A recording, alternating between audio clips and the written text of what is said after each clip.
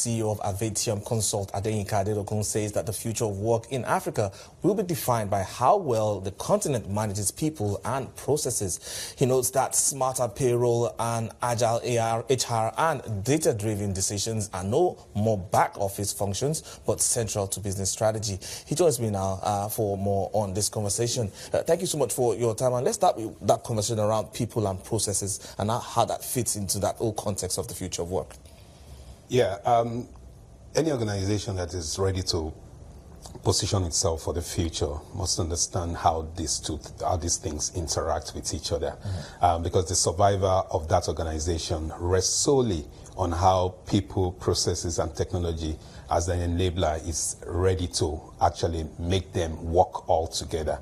So gone were those days when efficiency used to be the things that separate businesses, but these days technology is the one that is separate businesses. And one thing I've been saying to everybody is that, people that are much younger than some of us now don't even know what it means to live without technology. So how are you going to engage them? How are you going to get the best out of them? How do you even measure efficiency without technology these days? It's virtually impossible.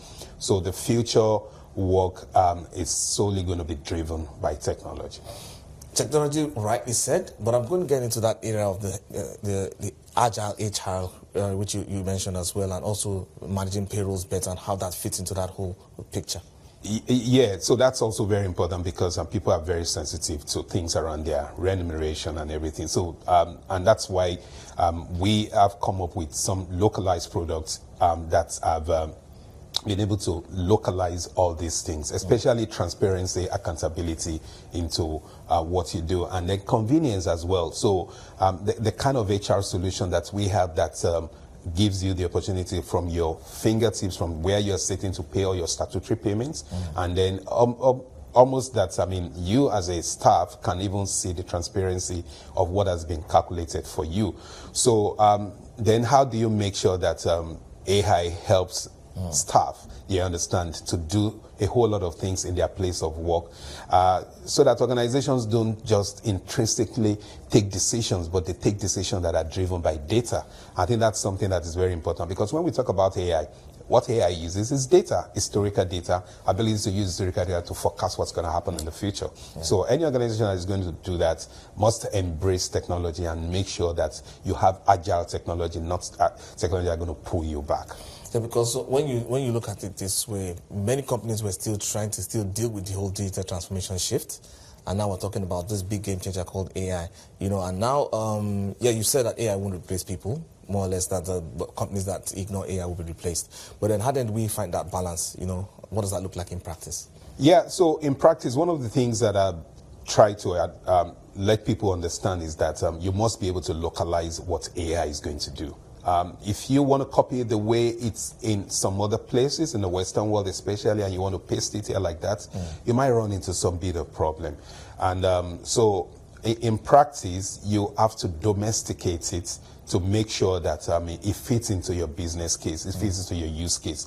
So don't just make it something that is good to have. No, it's not good to have. There must be a problem you're trying to address. There must be an issue you're trying to resolve. There must be a way by which it speaks to your own situation that is peculiar to all other people. So, there's a basic engine that AI is able to do. It's able to bring you scale. It's able to bring you reduction in mistakes. It's able to do all those things repetitively for you.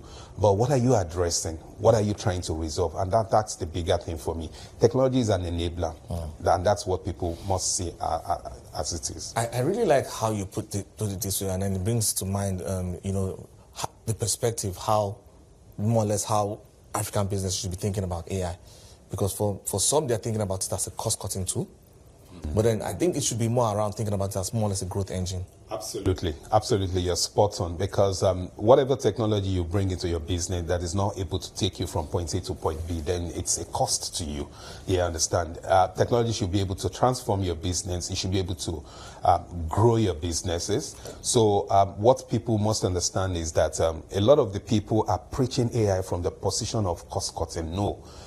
AI should be seen from a position of scaling, from a position of innovation, from a position of accuracy, from a position of improved customer experience, from a position of sustainability, which is very important. So how would AI speak to all these things are things that businesses need to be looking at, and not just from cost cutting. I mean, we've gone beyond the stage of making sure that, the more you cut costs, the more you become profitable. No, that's not the business that we all want to run. Number one thing is that the business must be sustainable, the business must be able to grow, the business must be able to scale. And these are things that you must be able to do within short time, with the help of technology and especially AI.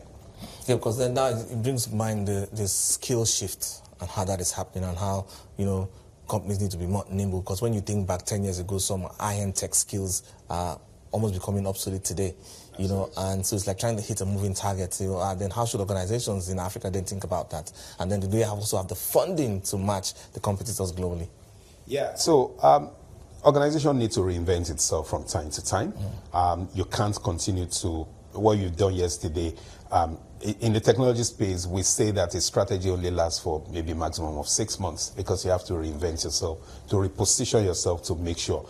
So this, there are so many new skills that are happening, and to a large extent now, knowledge has been democratized.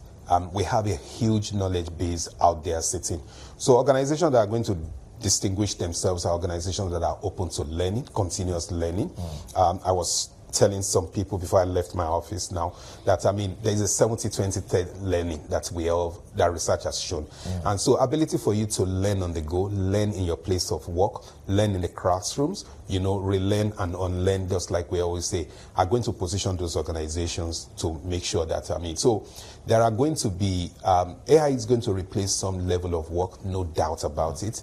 But the point is that, there are also so many new work that are springing up as a result of all these things. So organizations that are ready to adapt, to reposition themselves, to be open-minded to all these things, that the organizations are going to distinguish themselves. Because I also think that there's going to be a huge structural shift as well. Let me put it in context here, because we're seeing that Sub-Saharan Africa has youngest workforce in the world. Yeah. But then we also have quite a massive informal sector playing out there. Then the big question is now going to be, how then do we formalize and also future-proof talent?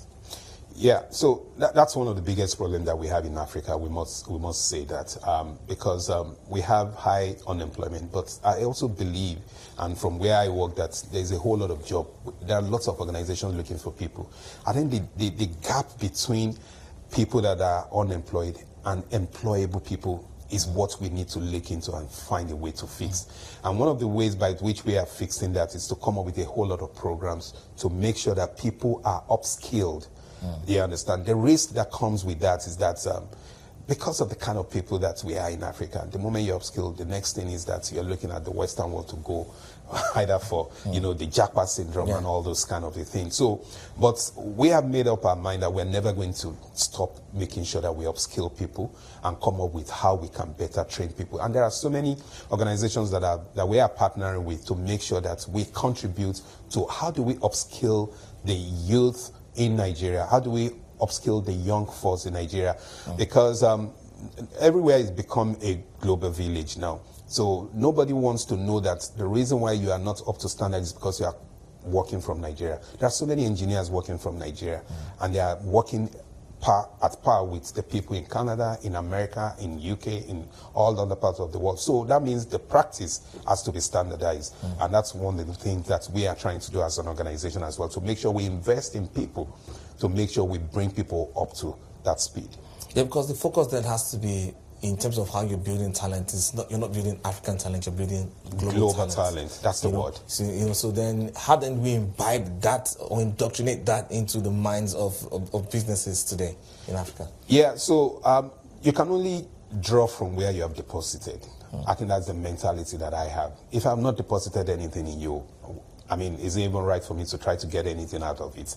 So businesses must be intentional. And there was something that I learned a long time ago, that there was this interesting scenario that, do you want to invest so much money in a staff and the staff is likely to go? Or do you want to invest so much money in the staff and the staff doesn't go?